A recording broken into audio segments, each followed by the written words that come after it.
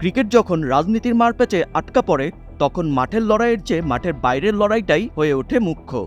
জিম্বাবুয়ের হুমকি কি কেবল শুরু, নাকি বিশ্ব ক্রিকেটে ভারতের আধিপত্যের বিরুদ্ধে নতুন মোড়?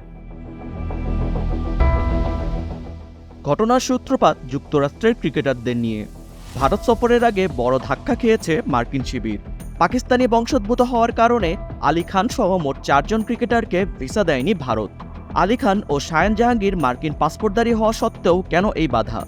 অন্যদিকে এহসান আদিল ও মোহাম্মদ মহসিনের পাকিস্তানি পাসপোর্টের মারপ্যাচে আটকে গেছে ভারত সফর।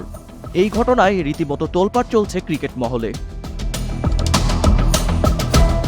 টি-20 বিশ্বকাপে ভারতের মাটিতে পা রাখা নিয়ে চরম হুঁশিয়ারি দিয়েছে জিম্বাবুয়ে ক্রিকেট বোর্ড। কারণটা স্পষ্ট, তারকা সিকান্দার রাজা।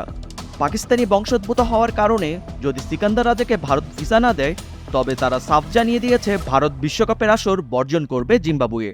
কোনো ছাড় দিতে রাজি নয় তারা, এমনটাই গুঞ্জন উঠেছে সোশ্যাল মিডিয়ায়। ভারত কি তবে একাকী হয়ে পড়ছে? পাকিস্তানের ভারত সফর নিয়ে অলিখিত নিষেধাজ্ঞা তো আগে থেকেই ছিল। সেই আগুনেই ঘি ঢেলেছে মোস্তাফিজুর রহমানকে আইপিএল থেকে বাদ দেওয়ার ঘটনা। নিরাপত্তার শঙ্কায় বাংলাদেশও এখন ভারতের মাটিতে খেলবে না বলে সিদ্ধান্ত নিয়েছে। স্বাভাবিকভাবেই চাপে পড়েছে স্বাগতিক ভারত। 7 ফেব্রুয়ারি থেকে শুরু হতে যাওয়া বিশ্বকাপের ভবিষ্যৎ এখন সুতোই ঝুলছে। একের পর এক দেশের এই বিমুখতা কি আয়োজনকে প্রশ্নবিদ্ধ করে তুলছে?